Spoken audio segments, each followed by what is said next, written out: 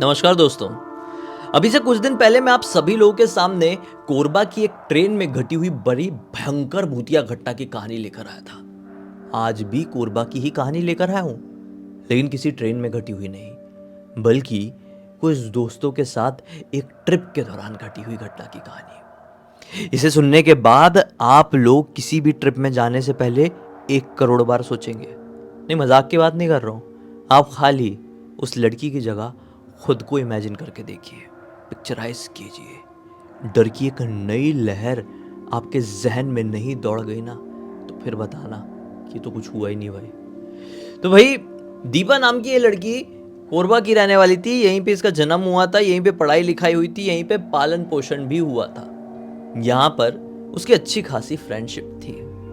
Class 12 तक पढ़ाई complete कर ली थी। रिजल्ट सब अच्छा आ गया था और कॉलेज में फर्स्ट ईयर में एडमिशन इसका रायपुर में हो चुका था। कोरबा से रायपुर थोड़ा दूर है, लेकिन छत्तीसगढ़ में ही है। घर के सारे लोग बड़े खुश थे, दीपा भी बहुत खुश थी।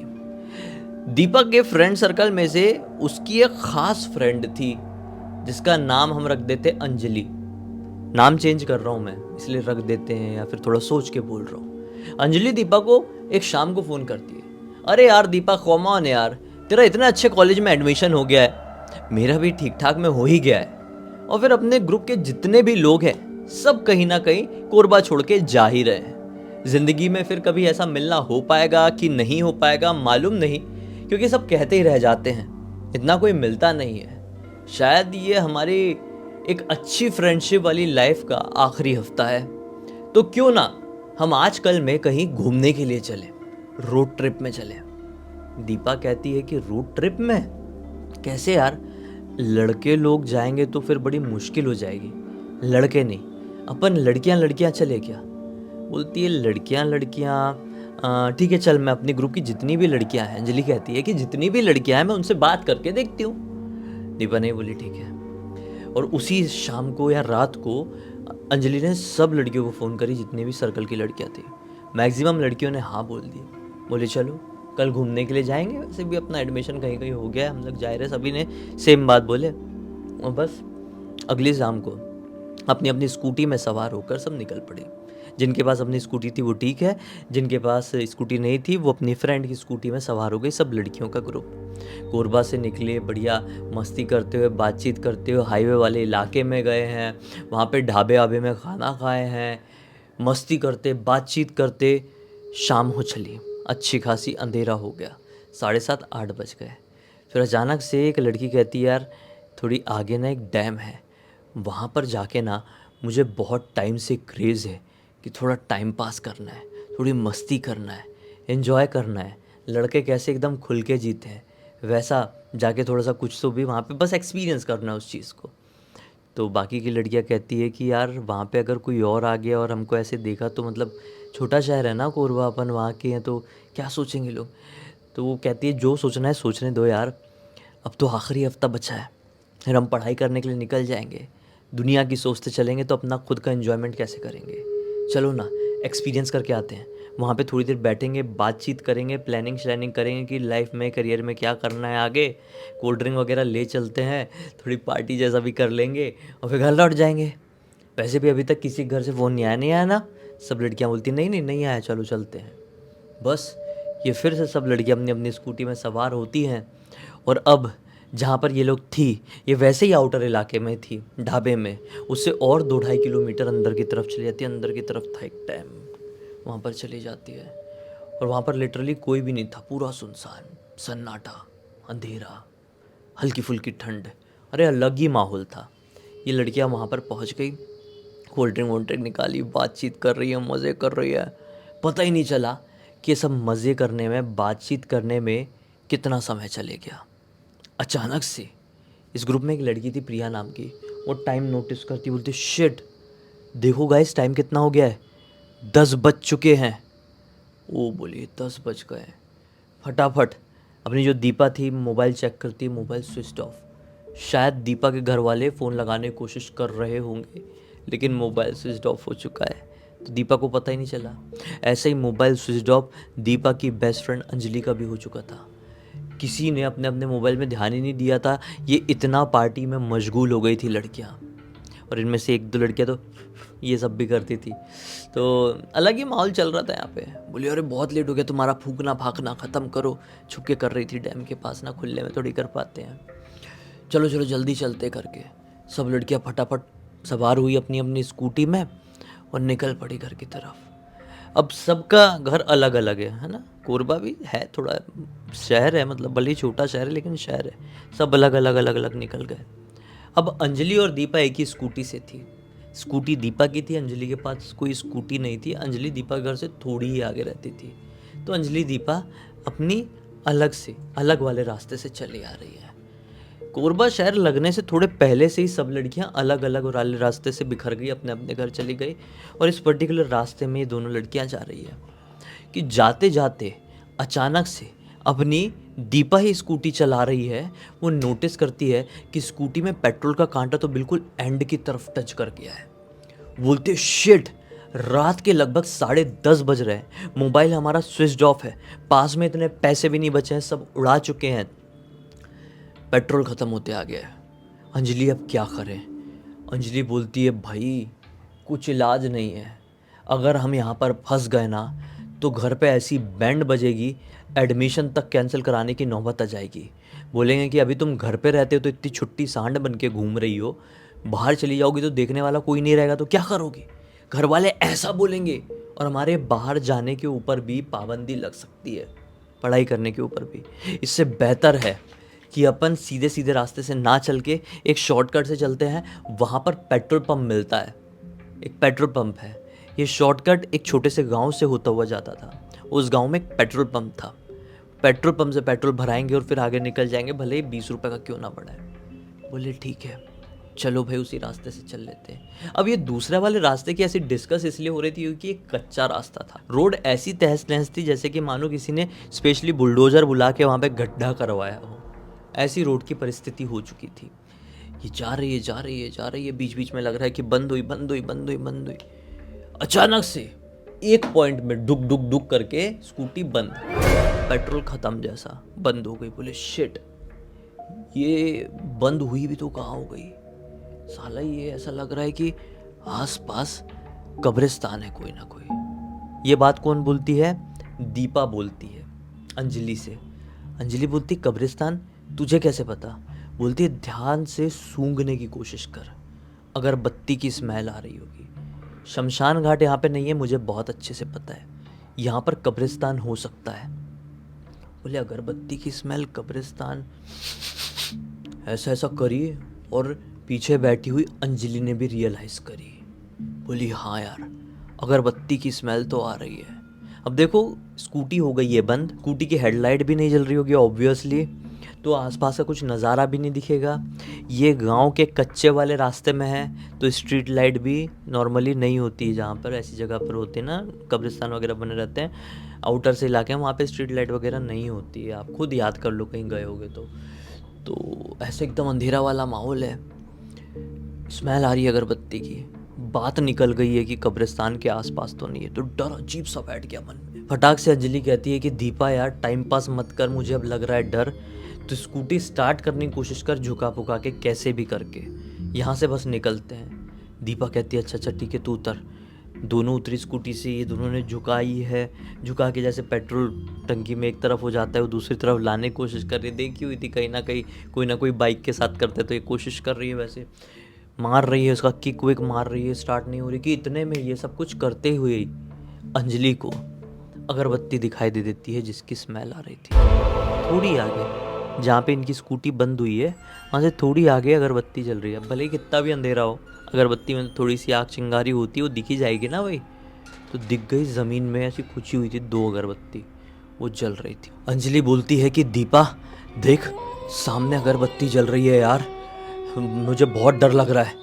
पक्का वहाँ पर किसी की कब्र होगी जो ताज़ी ताज़ी होगी, और साली अपनी स्कूटी भी यहीं पे ख़राब हुई है। तू चालू वालू मत कर, ऐसे ही घसीटते हुए आगे ले चलते हैं। दीपा बोलती है रुक रुक रुक रुक रुक रुक, अगर वही किसी की कब्र है तो मैं एक बार देखना चाहती हूँ। मैंने हमेशा से फिल्मों में ही देखी हूँ, टीवी में ही देखी हूँ, किसी को रियल में ऐसा मरता हुआ नहीं देखी। मरने की बात तो दूर है, ऐसी कब्र कभी आस-पास से महसूस भी नहीं करी। मैं एक बार जाके देखना चाहती हूँ। अंजलि पीछे से रोकती रह गई। बोली, अरे तुझे ये कौन सा क्रेज़ आ रहा है किसी कब्र देखने का, वो भी ताज़ी-ताज़ी। चल, चल, चल। ये बोलती, रुक जा ना यार, तू यहीं पे रुक, मैं देख के आ रही हूँ। उसने ना धीरे-धीरे करके आगे बढ़ गई। अपना मोबाइल चालू करने की कोशिश करी कि फ्लैश लाइट मार के देखूँगी, लेकिन मोबाइल तो हो गया था बंद। वो जाते-जाते एकदम कब्र के पास पहुँच गई। हल्की-हल्की मूनलाइट तो थी। उसने क्लियर देखी है कि काले चावल नीचे ऐसे बिखरे हुए हैं, ऊपर उसकी एक मटकी रखी हुई है, मटकी के अंदर कुछ भरा हुआ है, साइड में अगरबत्ती जल रही है 2। वो उसको देखते ही रह गई। समझ लो जैसे दीपा देखने लिए आई है और यहाँ पर वो सब कुछ रखा हुआ है। आके ऐसी देखती रह गई। पीछे से अंजलि डरी सहमी इंतज़ार कर रही है कि दीपा का देख के हो जाएगा, फटाक से आएगी तो निकलेंगे। तो खड़ी है। 5 मिनट हो गए, 7 मिनट हो गए। अंजलि बोलती है कि साला यहाँ पे मैं स्कूटी चालू करते ही रह जाऊंगी, वो वहाँ पर कब्र के पास खड़ी खड़ी किसी भूत से पोजेस हो जाएगी। इससे बेहतर है मैं स्कूटी लेके आगे बढ़ने लगती हूँ और बोलती हूँ चलना है तो चल, नहीं तो मैं स्कूटी लेके चली। इसी ने ऐसा ही करी। वो स्कूटी मेन स्टैंड से हटाई और लेके आगे बढ़ने लगी, और जहाँ पर अपनी दीपा खड़ी हुई थी वहाँ तक पहुँचने के बाद बोलती है, दीपा मैं जा रही हूँ, तू ऐसे ही कब्र को निहारती रहे, मुझे बहुत डर लग रहा है। तेरी स्कूटी अगर बाय चांस चालू हो गई तो ठीक है, नहीं तो यहाँ से निकल के मैं छोड़ दूंगी और किसी से लिफ्ट मांग के चली जाऊंगी। उसने ये बात बोली उसको, लेकिन दीपा ने फिर भी कोई रिस्पॉन्स नहीं दी। दीपा अपनी स्कूटी को लेकर थोड़ी पॉजेसिव थी। वो कहीं पे भी ऐसी छोड़ छाड़ नहीं सकती थी स्कूटी, किसी को भी अपनी स्कूटी 2 मिनट के लिए चलाने भी नहीं देती थी। तो फिर इतनी बड़ी बात बोलने के बाद भी दीपा वहाँ पे कैसी खड़ी हुई है, ये बात थोड़ी सी अंजलि को सताई। अंजलि ने स्कूटी को फिर से खड़ी करी, उसके पास गई। दीपा तू ठीक तो है ना? दीपा, दीपा, ऐसा बोल के उसको बिल्कुल झल्ला दी। वो ऐसा जैसे कोई हिप्नोटाइजेशन से जागी। अंजलि जल्दी चल यहाँ से, यहाँ पे कुछ ठीक नहीं है, जल्दी चल, ऐसा बोलने लगी उसको। तो ऐसा जैसे उसने बोली तो अंजलि तो पहले से ही बहुत डरी हुई थी। अंजलि ने सब छोड़ी झाड़ी, उसका हाथ पकड़ी और वहां से भागे, गंदा वाला, स्कूटी वहीं पे छोड़ दिए। भागे भागे भागे, थोड़ी आगे जाने के बाद ये लोग जब उस गांव में पहुंच गए, थोड़ी आगे जाके दौड़ते दौड़ते पेट्रोल पंप आ गया। पेट्रोल पंप में कोई कार वाला अपनी पेट्रोल भरवा रहा था कार में। उसने देखा कि 2 लड़कियां उस अंधेरे रास्ते से ऐसे भागते भागते आ रही है, क्या तकलीफ है? आदमी ने बोला क्या प्रॉब्लम है, रुकिए रुकिए रुकिए।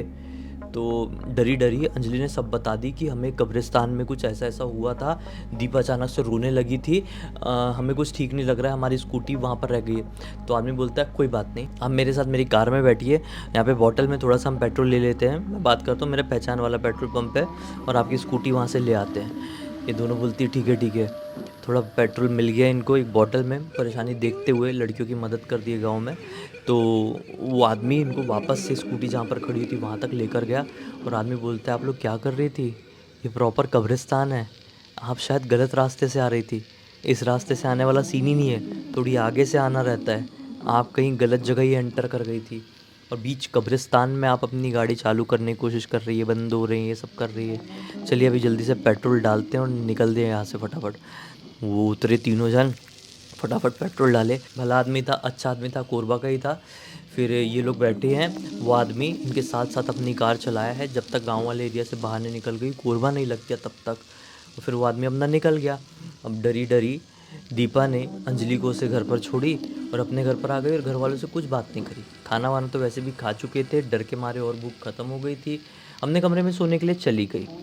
लेकिन अगले दिन जब उठी है, उसे बहुत तेज़ फीवर, बहुत तेज़, और डर के मारे काँप रही है, किसी के भी सामने नहीं आ रही। तो दीपा की मम्मी उसके पास से ही बोली, दीपा क्या हो गया है? तो दीपा ने अपनी मम्मी को सारी बात बता दी कि मम्मी मुझे एक बहुत डरावना सपना दिखाई दिया।